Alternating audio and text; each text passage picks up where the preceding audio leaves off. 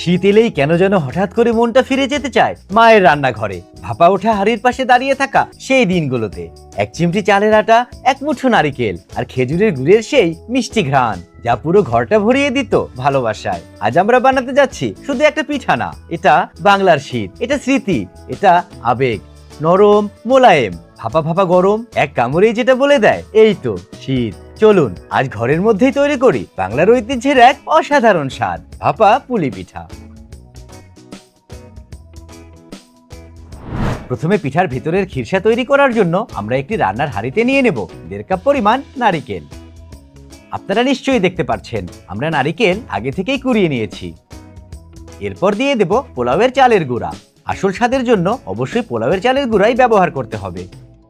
তার সাথে দিয়ে দেব 1 কাপ পরিমাণ গুঁড়া দুধ। এবার আমরা অ্যাড করে নেব স্বাদ অনুযায়ী লবণ। সবশেষে দিয়ে দেব 3 কাপ পরিমাণ লিকুইড দুধ।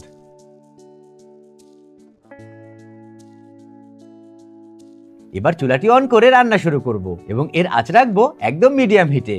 চুলার আঁচ খুব বেশি হলে দুধ এবং দুধের ফ্যাটের অংশ নিচে লেগে ধরতে পারে। তার সাথে যেহেতু আমরা এখানে গুঁড়া দুধ ব্যবহার করেছি, তাই লেগে যাওয়ার সম্ভাবনাই বেশি। তাই খিরসা তৈরি হওয়া পর্যন্ত যদি আমরা চুলার আঁচ মিডিয়াম হিটে রেখে রান্না করি, তাহলে আর খিরসা প্যানের সাথে লেগে ধরবে না। আপনারা হয়তো অনেকেই ভাবছেন আমরা খিরসা তৈরি করার সময় কেন লবণ ব্যবহার করলাম। লবণের কাজ কিন্তু খিরসাকে নোনতা করা না, বরং দুধের মিষ্টতা আর খিরসার স্বাভাবিক স্বাদটা আরো ভালোভাবে ফুটিয়ে তোলা। ঠিক যেমন মিষ্টান্নে 1 চিমটি লবণ দিলে স্বাদ আরো ব্যালেন্সড হয়, তেমনি খিরসাতেও সামান্য লবণ দিলে ফ্লেভারটা ডিপ হয়, একঘেয়ে মিষ্টতা কাটে, আর খাওয়ার সময় একটা অসাধারণ টেস্ট আসে। তাই চিন্তা করবেন না, এটা কোনো ভুল না, বরং এটা একটা ছোট কিন্তু গুরুত্বপূর্ণ টেকনিক। আপনারা হয়তো খেয়াল করেছেন আমরা এই খিরসা রান্না করার সময় প্রথম থেকে শেষ পর্যন্ত অনবরত নেড়েচেড়ে তৈরি করেছি, যার কারণে আমাদের খিরসা প্যানের সাথে লেগে ধরেনি। তাই আপনারাও যখন আমাদের মতো খিরসা তৈরি করবেন, তখন অবশ্যই আমাদের মতো অনবরত নেড়েচেড়ে তৈরি করবেন। আপনারা দেখতেই পাচ্ছেন আমাদের খিরসা বেশ অনেকটা ঘন হয়ে এসেছে। এই পর্যায়ে আমরা চুলা বন্ধ করে দেব এবং এতে অ্যাড করে নেব 1/4 চা চামচ এলাচের গুঁড়া। তার সাথে অ্যাড করে নেব গলিয়ে নেওয়া খেজুরের গুড় 1.5 কাপ। গুড়টুকু অ্যাড করার সময় অবশ্যই ঠান্ডা করে নিতে হবে, না হলে খিরসার মধ্যে থাকা দুধ ফেটে যেতে পারে। আমরা খেজুরের গুড় গলিয়ে নেওয়ার জন্য 1.5 কাপ পরিমাণ গুড় এবং 1/2 কাপ পরিমাণ পানি একসাথে 5 থেকে 7 মিনিট জাল করে নিয়েছি। জাল করার পর রান্নায় অ্যাড করার আগে পুরোপুরি ঠান্ডা করে নিয়েছি। গুড় গলানোর প্রসেস দেখতে আমাদের চ্যানেলে থাকা চুই পিঠা রেসিপিটি দেখে নিতে পারেন। সেই রেসিপিটির লিংক নিচে ডেসক্রিপশন বক্সে দেয়া থাকবে। এবার চলুন রান্নার প্রসেসে। আবার চুলা অন করে আঁচ রাখবো মিডিয়াম হিটে। যেহেতু গুড় অ্যাড করার কারণে খিরসা আবারও পাতলা হয়ে যাবে, তাই পুরোপুরি ঘন হয়ে আসা পর্যন্ত নেড়ে যেতে হবে। এখানে আরেকটি কথা, খিরসাতে যে এলাচের গুঁড়া ব্যবহার করেছি এটা কোনোভাবেই অপশনাল না, কারণ ভাপাপুলি পিঠার আসল স্বাদ এই এলাচ থেকেই আসে। অনেকেই ভাবেন নরমাল চালের আটা দিয়েও খিরসা তৈরি করা সম্ভব, কিন্তু খিরসার আসল ফ্লেভার আর টেক্সচার আনতে হলে অবশ্যই পোলাওয়ের চালের গুঁড়াই ব্যবহার করতে হবে। আপনারা নিশ্চয়ই খেয়াল করেছেন আমাদের খিরসা গুড়ের সাথে খুব ভালোভাবে মিশে গেছে এবং ফেটে যায়নি। আপনারাও যদি আমাদের দেখানো নিয়মগুলো ঠিকভাবে অনুসরণ করেন, তাহলে ঘরেই আমাদের মতো লোভনীয় আর পারফেক্ট খিরসা তৈরি করতে পারবেন। আপনারা দেখতেই পারছেন আমাদের খিরসাটি বেশ অনেকটা ঘন হয়ে আসা পর্যন্ত জাল করে নিয়েছি। দেখেই বোঝা যাচ্ছে এর টেক্সচার এবং থিকনেসটা ঠিক কেমনটা হবে। এই পর্যায়ে আমরা চুলা বন্ধ করে দেব। এই অবস্থায় প্যানে রেখে দিলে খিরসা জমে যাবে, তাই আমরা একটি সমান পাত্রে খিরসাটি তুলে নেব। এতে করে পুলি পিঠা বানানোর সময় কেটে নিতে সুবিধা হবে।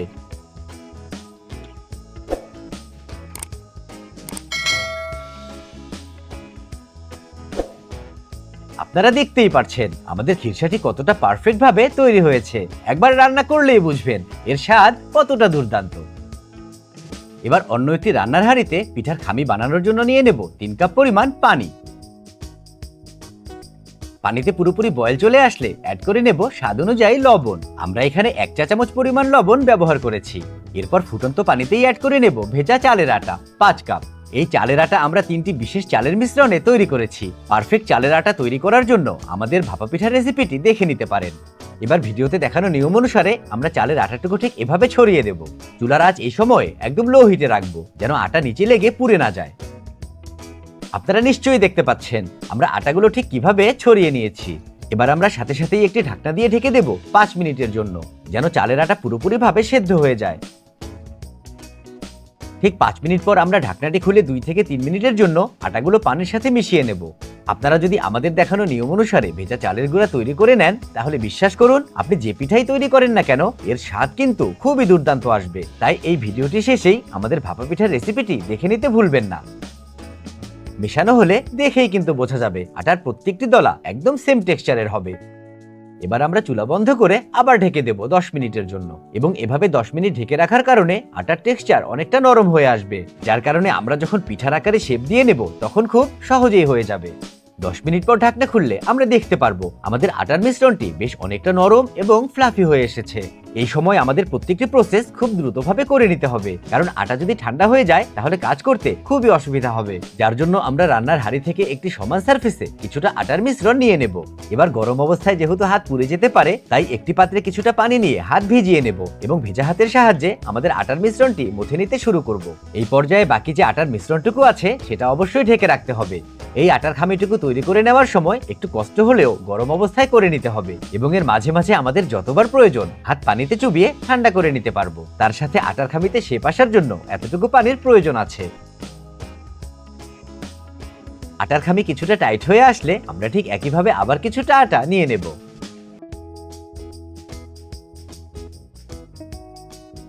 আমরা সম্পূর্ণ আটাটুকু 3 বারে অ্যাড করে খামিটি তৈরি করে নিয়েছি। আপনারা চাইলে 4 বা 5 বারেও খামিটি তৈরি করে নিতে পারেন, তবে খেয়াল রাখতে হবে খামি যেন খুব বেশি ঠান্ডা হয়ে না যায়। যত দ্রুত এই খামিটি তৈরি করে নিতে পারবেন আপনার পিঠার রেজাল্টও ততটাই ভালো পাবেন।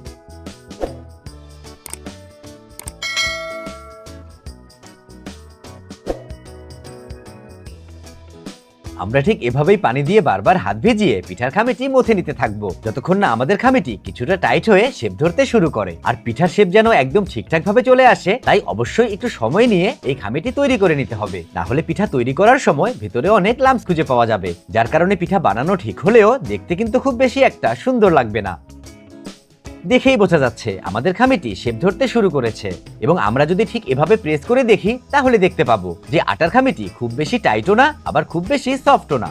এবার আমরা একটি পাত্রে আমাদের আটার খামিটি রেখে একটি ভেজা সুতি কাপড় দিয়ে ঢেকে রাখবো, যেন পরবর্তী প্রসেস চলার সময় আটার খামিটি উপর থেকে শুকিয়ে টাইট না হয়ে যায়।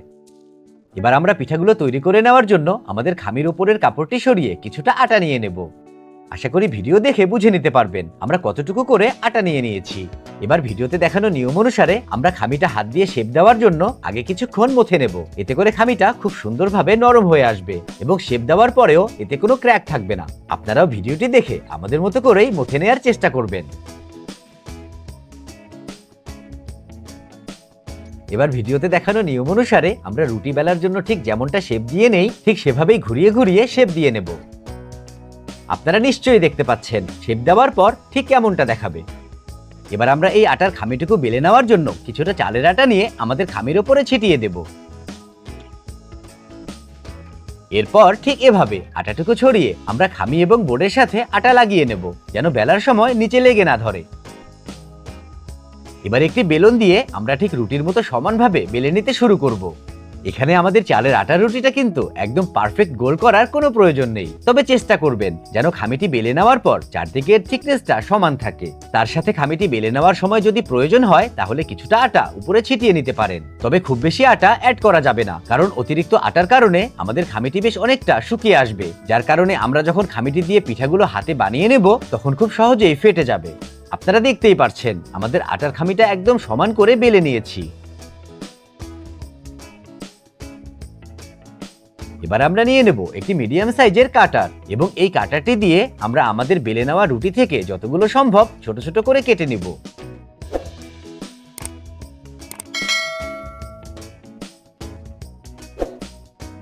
দেখতেই পারছেন আমাদের বেলে নেওয়া খামি থেকে আমরা 5টি পিঠার শীট কেটে নিতে পেরেছি। আর এখানেই দেখে নিন আমরা সবগুলো শীট ঠিক এমনটা পাতলা করে বেলে নেব। এবার আমাদের পিঠার এই শীটগুলো যেন শুকিয়ে না যায়, তার জন্য আমরা শীটগুলো এক এক করে তুলে একটি সমান পাত্রে রেখে একটি ভেজা সুতি কাপড় দিয়ে ঢেকে রাখবো। এভাবে না রাখলে কিন্তু পিঠা শেপ দেওয়ার সময় ভাঁজ করলেই ফেটে যাবে এবং দেখতেও ভালো লাগবে না। এবার আমরা ঠিক এভাবেই কিছুটা করে খামি নিয়ে ঠিক একইভাবে আমাদের পুলি পিঠার বাইরের লেয়ারগুলো তৈরি করে নেব। তবে অবশ্যই খেয়াল রাখতে হবে, আমরা যদি একেবারে সবগুলো আটার খামি বেলে ছোট ছোট করে কেটে নেই, তাহলে আস্তে আস্তে প্রথমের দিকে কেটে নেওয়া পিসগুলো শুকাতে শুরু করবে এবং আপনারা কোনোভাবেই পিঠা তৈরি করে নিতে পারবেন না। তাই প্রথমে অল্প কিছু খামি বেলে নিয়ে আমরা পিঠাগুলো বানাতে শুরু করব এবং পিঠা ভাপে চড়িয়ে এই সময়ের মধ্যে আমরা বাকি খামিটুকু দিয়ে পিঠাগুলো তৈরি করব। আর তার সাথে আপনাদের হাতের কাছে যদি কোনো কাটার না থাকে, তাহলে যে কোনো বড় সাইজের জারের ঢাকনা অথবা কোনো বাটি দিয়েও রুটিগুলো কেটে নিতে পারবেন। আশা করি আপনারা আমাদের মতো খুব সহজেই এই পর্যায় পর্যন্ত চলে এসেছেন। এবার চলুন আমরা দেখিয়ে দিই এই ছোট্ট রুটিগুলো দিয়ে কি করে এত সুন্দর পিঠাগুলো হাতে গড়ে নেবেন। প্রথমে আমরা যে খিরসাটি তৈরি করে নিয়েছিলাম সেটা এই সময়ের মধ্যে ঠান্ডা হয়ে জমে গিয়েছে, যার কারণে আমরা খুব সহজেই চামচ দিয়ে কেটে একটি শীটের মাঝ বরাবর বসিয়ে নিতে পারবো। এবার আমরা ঠিক ভিডিওতে দেখানো নিয়ম অনুসারে মাছ থেকে জোড়া লাগাতে শুরু করব। আর এই পিঠার খামিটি জোড়া লাগানোর জন্য কোনো পানির প্রয়োজন হবে না, পানি ছাড়াই দেখবেন পিঠাগুলো খুব সুন্দরভাবে হাতের চাপে সিল হয়ে যাচ্ছে। এবার পিঠা জোড়া লাগানো হলে আমরা পিঠাটি ডিজাইন করে নেওয়ার জন্য পিঠার ঠিক এক পাশ থেকে 2 আঙ্গুলের সাহায্যে শেপ করে নিতে শুরু করব। তবে আপনাদের এই প্রসেসগুলো যদি খুব বেশি কঠিন মনে হয়, তাহলে বাজারে দেখবেন বেশ বিভিন্ন রকমের ডিজাইনের পুলি পিঠার মোল্ড পাওয়া যায়, যেটা ব্যবহার করেও খুব সহজেই পিঠাগুলো তৈরি করে নিতে পারবেন।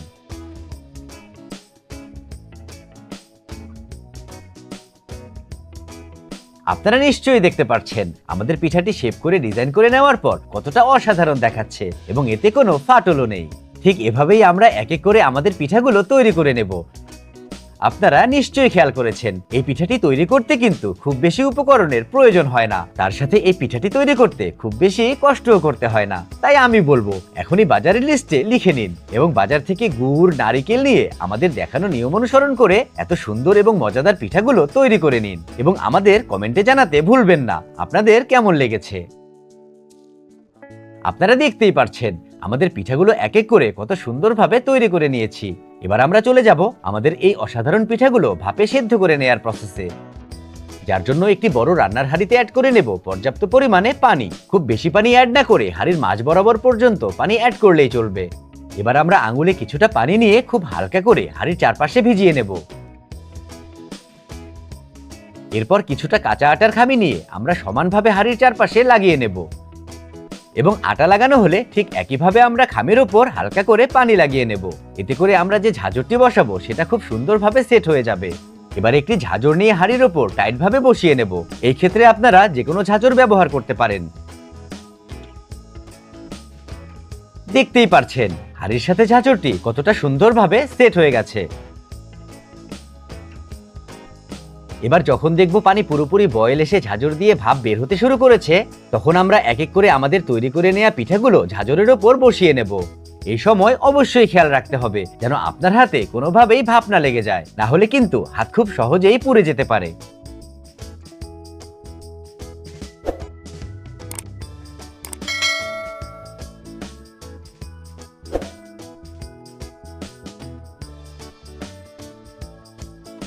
এক এক করে পিঠাগুলো বসিয়ে নেওয়া হলে আমরা একটি ঢাকনা দিয়ে ঢেকে দেব এবং এভাবেই 5 থেকে 6 মিনিটের জন্য পিঠাগুলো ভাপে সম্পূর্ণ সেদ্ধ হয়ে আসা পর্যন্ত অপেক্ষা করব। ঠিক 5 থেকে 6 মিনিট পর আমরা যখন ঢাকনাটি খুলব, তখনই দেখতে পারবো আমাদের পিঠাগুলো কতটা পারফেক্ট ভাবে সেদ্ধ হয়ে ফুলে উঠেছে। পিঠাগুলো দেখেই কিন্তু মুখে পানি চলে আসার মতো। এখানে কিন্তু আমাদের পিঠা তৈরি করার একটি টিপ এখনো দেখানো বাকি। আমরা অনেকেই অনেক ধরনের ঝাঁঝর ব্যবহার করি, যেমন আমি ব্যবহার করেছি মাটির ঝাঁঝর, কেউ কেউ সিলভার, আবার কেউ স্টিলের ঝাঁঝর ব্যবহার করে। তবে ভাপে সেদ্ধ করার পর অনেকের পিঠা একদম নিচে পুরোপুরিভাবে লেগে ধরে, যার কারণে পিঠাগুলো নষ্ট হয়ে যায়। তার জন্য খুব সহজ একটা টিপ, পিঠাগুলো যখনই পুরোপুরি সেদ্ধ হয়ে আসবে আমরা ঢাকনা খুলেই সাথে সাথে পিঠার উপরে কিছুটা পানি দিয়ে নেব, যার কারণে পিঠা নিচে লেগে ধরলেও এই পানি দেওয়ার কারণে ঝাঁঝর থেকে পিঠা খুব সহজেই উঠে আসবে এবং কোনো পিঠাই নষ্ট হবে না। আর আশা করি আপনারা আমাদের তৈরি করা পিঠাগুলো দেখতেই পারছেন কতটা অসাধারণ এবং লোভনীয় হয়েছে। তাই দেরি না করে এখনই গুড়, নারিকেল আর চালের আটা রেডি করে চলে যান রান্নাঘরে এবং আপনারাও আমাদের মতো তৈরি করে ফেলুন বাংলার ঐতিহ্যের এক অসাধারণ আবিষ্কার, ভাপা পুলি পিঠা। বিশ্বাস করুন এই পিঠা একবার খেলে বারবার খেতে মন চাইবে। এভাবেই প্রতিদিন প্লেটে পরিবেশন করছি জীবনের স্বাদ। লাইফ অন এ প্লেটের সাথেই থাকুন, স্বাদ থাকুক মনের মাঝে। ভালো থাকুন, সুস্থ থাকুন, রান্না করুন। ধন্যবাদ।